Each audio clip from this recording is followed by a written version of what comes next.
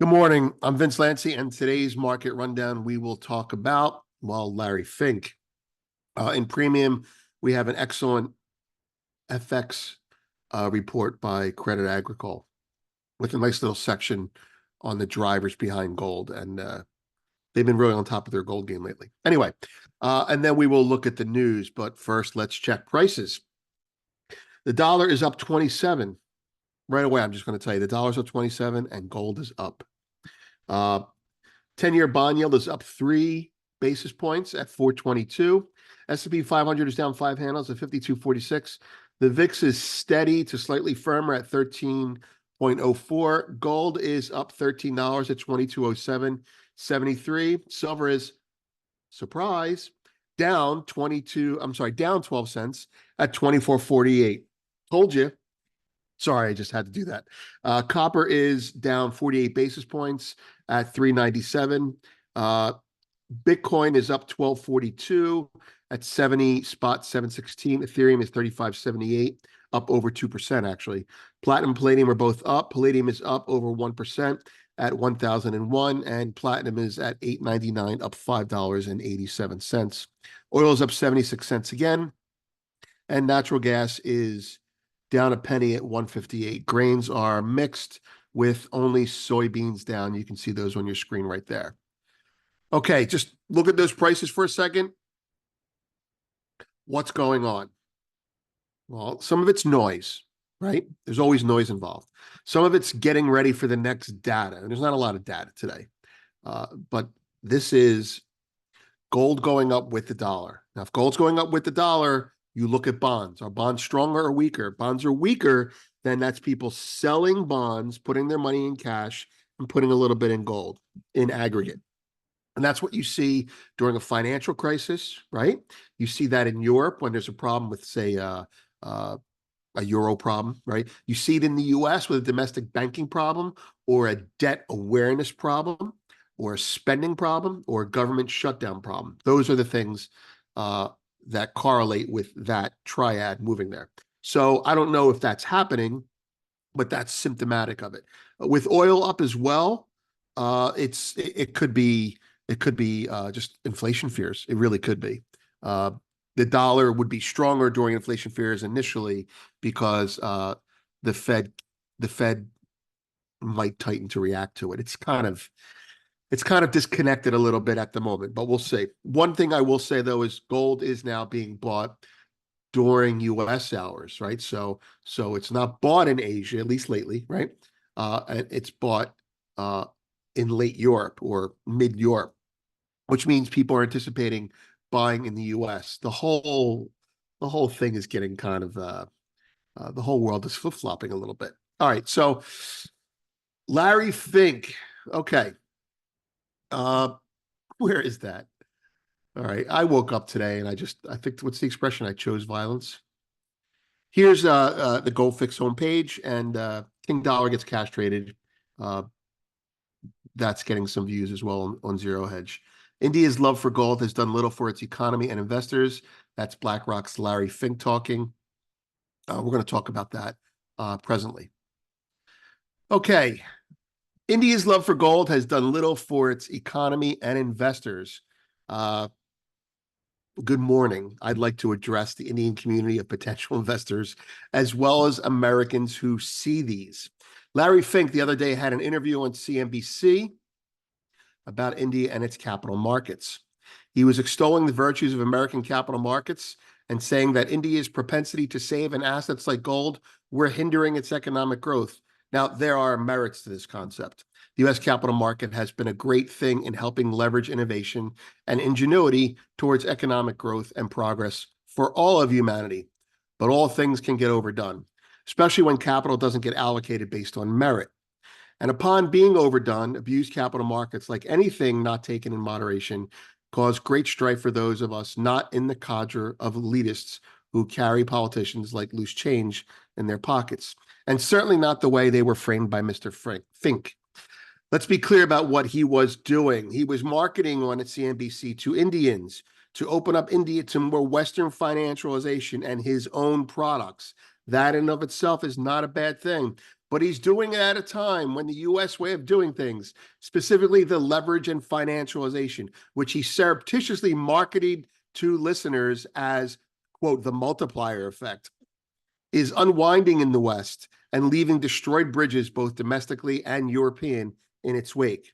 Leverage grants in healthy doses and accompanied by robust trust in those utilizing such leverage, the ability for a healthy economy to grow. It can also easily be abused and then become a vehicle for bubble creation, poor risk management, and what I call white-collar welfare, more commonly known in the U.S. as corporate socialism. BlackRock is one of the companies that, when making bad loans that went bad or failed to properly manage its own portfolio risk, asked the Fed to bail it out. The Fed, of course, obliged them rather than letting the poorly run companies in their portfolio die.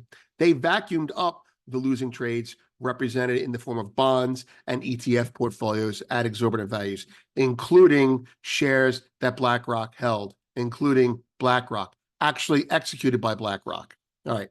Now, these central banks, having implemented QE, because that's what that was, to the delight of the world's BlackRocks, are taking major portfolio losses. They may not be talking about it too much in the US, but they certainly are talking about it in Germany and Europe, and they'll be talking about it in the US as well.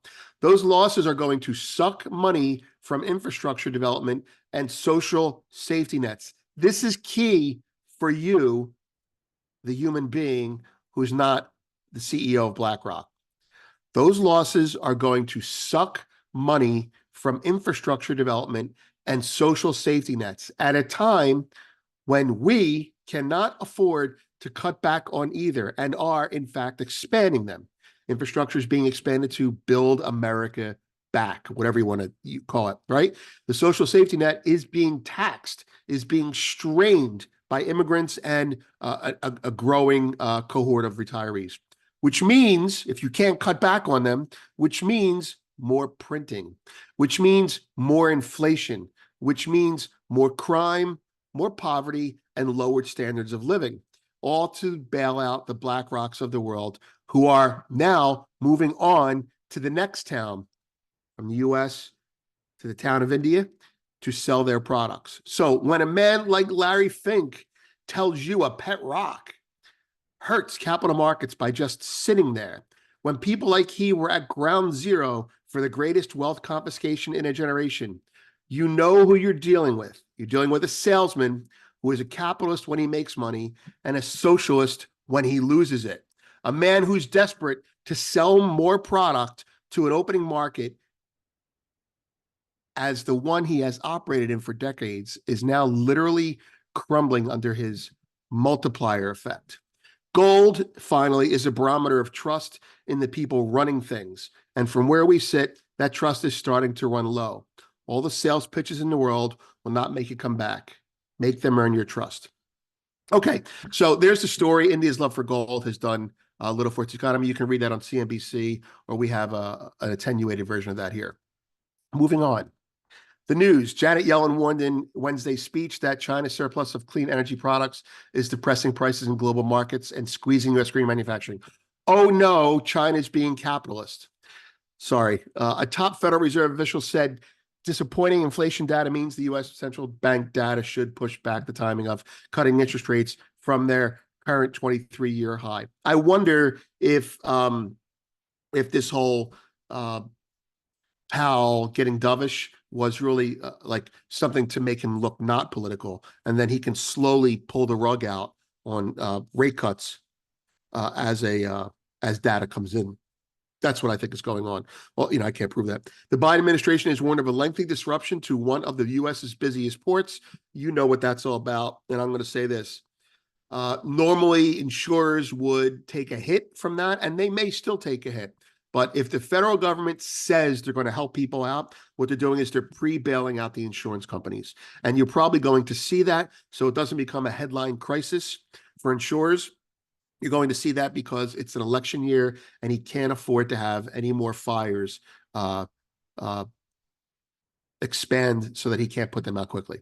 Amazon said it's investing an additional $2.75 billion in Anthropic. That's an AI company. Disney backed down on Wednesday from a long-running legal battle.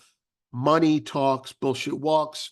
TikTok has launched a previous unreported 2.1 million advertising campaign as senators review a House passed bill that could ban the popular social media app. Well, there you go. Geopolitics. U.S. media, U.S. military said it destroyed 4 long-range drones launched by Iranian-backed Houthis in Yemen, according to Reuters. The data today, pending home sales. The premium today, I recommend it. Look, Credit Agricole, I used to read their stuff all the time when I was on the floor because would go around and they worked with car and they know the FX markets better than most. But their writing hadn't really been anything of interest to me until recently again. So they've been talking about the economy a lot, and they have a nice section here. Where is that? Yeah, here's your article, right? And there's a nice section here on gold, and as well as their forecast. And that report is PDF'd at the bottom. What I would like to do now, we did that already. Let's talk about gold for a second. Let me put those little lines up that I like to draw. Okay. That's really ugly looking, isn't it? All right. These are the lines that matter. Just do this. Forget these goofy lines that I drew, right? Just forget them for now. All right. So these are the lines that I'm talking about that matter the most. Well, actually, this line should be lower.